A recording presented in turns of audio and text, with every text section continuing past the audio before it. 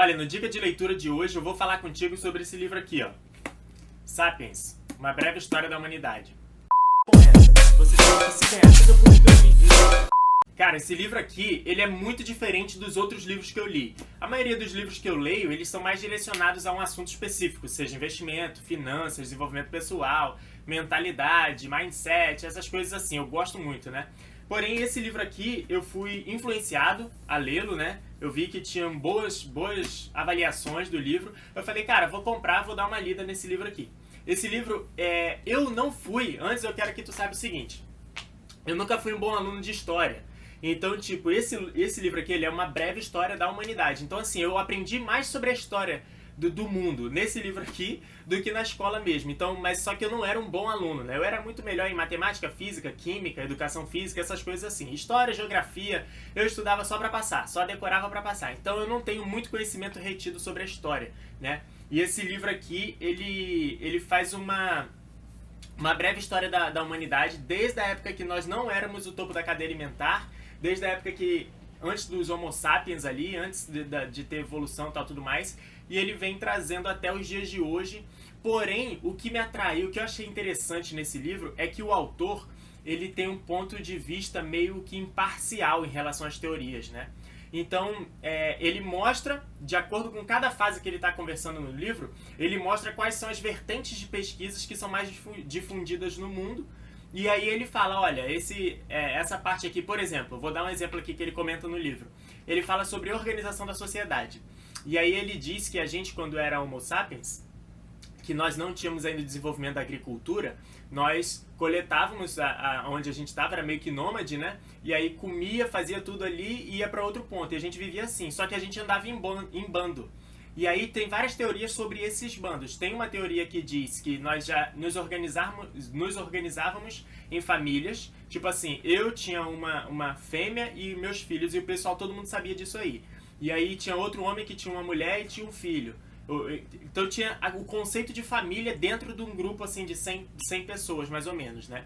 E aí tem outra vertente de pesquisa que diz que não tinha conceito de família, que os homens e as mulheres poderiam se relacionar de forma ilimitada, independente se era filho do fulano, cicrano, ou eles tinham essa teoria também.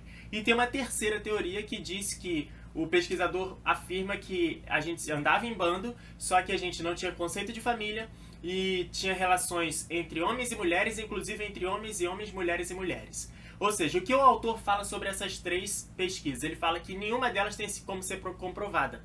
Que essas vertentes de pesquisa dizem mais sobre os pesquisadores do que realmente diz sobre a humanidade.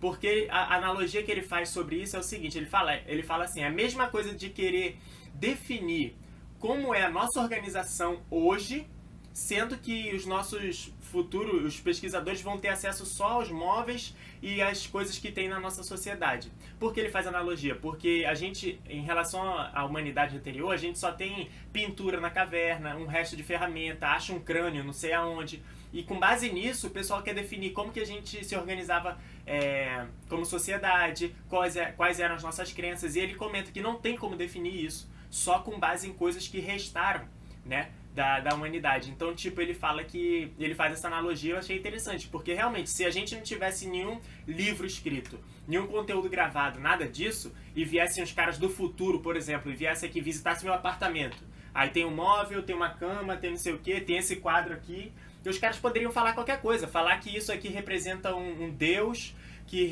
eu gostava de guardar as coisas preciosas dentro de armários, que não sei o que, ou seja, é difícil definir a organização da sociedade com base só nas coisas que ficaram dela, né? Então eu acho interessante esse ponto de vista do autor meio imparcial sobre determinados assuntos, mas ele vem trazendo esse comportamento desde do início da sociedade mesmo até os dias de hoje. E aí, qual é o ponto assim que é interessante, né? Ele mostra que nós, no final do livro, assim, o livro é muito, muito bom, tem muito conteúdo, deixa eu ver quantas páginas tem mais ou menos aqui, umas 400 páginas, né? Tem muito conteúdo mesmo. Ele fala sobre, desde a época que a gente, antes de desenvolver a agricultura, depois que a gente passou a desenvolver a agricultura, como que influenciou na nossa organização da sociedade. Ele fala sobre as formações dos impérios, ele fala sobre a Revolução Industrial, ele fala sobre o capitalismo, conceito de capitalismo, conselho liberalista e outros que não são liberalistas. Ele fala sobre... Cara, ele fala um monte de coisa, que eu não lembro agora. Ele fala um monte de conteúdo que é muito massa e traz até hoje. E aí, qual é a conclusão, assim, né? Ele fala que, tipo, nós, seres humanos, chegamos num desenvolvimento tecnológico e científico que nós não estamos evoluindo de acordo com a natureza mais. A gente se tornou Deus da gente mesmo. E aí, como assim, Alexandre? Cara, ele mostra aqui que nós, os cientistas de hoje, a gente já desenvolveu uma orelha para nascer nas costas de um rato, né? A gente desenvolveu... Misturamos o DNA de uma água viva lá do fundo do oceano, que fica verde fluorescente, com um coelho, para nascer um coelho verde fluorescente, e nasceu. A gente desenvolveu também... a gente mexeu no gene de um porco para fazer ele nascer e fazer um bacon com a gordura melhor do que a gordura que prejudica a nossa saúde para a gente comer. Ou seja, ele falou que o que o autor mostra é que nós nos tornamos os deuses de nós mesmos. Então a gente quebrou a evolução normal de nós como seres humanos. Então a gente não evolui naturalmente como os animais, entendeu? A gente evolui de acordo com a nossa necessidade. Então a gente desenvolve novos conceitos, a gente desenvolve novas coisas para fazer a gente evoluir. E isso, por uma parte, é boa, porque a gente atinge um nível de tecnologia e ciência muito bom, e a gente pode aumentar a nossa longevidade com o desenvolvimento de medicina e tal, tudo mais. Porém, por outro lado, pode ser o fim da nossa raça, a ponto da gente desenvolver uma super inteligência, seja parcialmente humana ou não, que não vai conseguir se comunicar com a gente não vai conseguir explicar as coisas para essa superinteligência e nessa superinteligência pra gente, porque vai ser igual o Homo sapiens quando foi desenvolvido comparado com a espécie humana anterior a ele, né? Aquele cara da caverna e tal, tudo mais. Se a gente conversasse com ele hoje, ele não ia conseguir entender o que a gente... as tomadas de decisão que a gente tem e tudo mais. Então, muito interessante a reflexão que o livro faz sobre esses temas. Fez eu pensar muito. E aí, cara, ele comenta sobre religião, sobre dinheiro, sobre as crenças. Ele fala que, tipo, a gente só consegue se organizar em sociedade com um número grande, seja de império, empresa ou qualquer organização, com base em crenças de imaginação. Tudo que a gente criou foi com base na nossa imaginação. E o fato de nós, seres humanos, sermos capazes de imaginar coisas, faz a gente seguir uma doutrina e conseguir controlar um público maior. Exemplo, uma empresa que tem mais de 500 pessoas. O cara tem que ter uma filosofia da empresa. Quais são as crenças da empresa? Qual é o objetivo? Quais são os valores? Porque todo mundo tem um guia para seguir ali. Porém, isso é tudo coisa da nossa imaginação. Ele mostra que, por exemplo, casamento. Você só é considerado casado se você tiver a certidão de casamento. Porém, se você for voltando, ele falou, certidão de casamento, quem criou foi a gente. Porque nós criamos as leis. Quem criou as leis? A gente. E aí, quem criou as autoridades que é possível de dizer assim, olha, você é casado com fulano. Quem criou esse posto? A gente que criou também. Então, tipo, tudo é com base no que a gente criou e tudo passa de uma imaginação.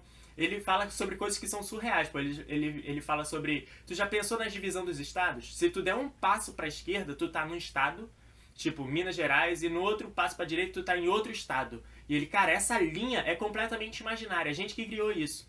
E se tu for pensar em países, tu pode ter direitos ou falta de direitos só pelo fato de ter nascido num pedaço de terra diferente. E nada disso existe. Então, cara, é muito interessante a leitura do livro.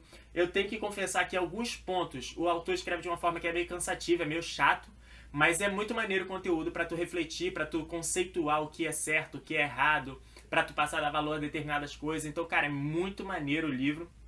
Super recomendo a leitura. Melhor do que assistir Faustão e Dança dos Famosos, beleza? Então tá aí. Esse foi o Dica de Leitura do Sapiens. Se você tem interesse, se você já leu, se você gostou, me deixa um comentário aqui embaixo pra gente debater sobre esse assunto. Acho interessante ver a opinião de outras pessoas sobre isso, beleza?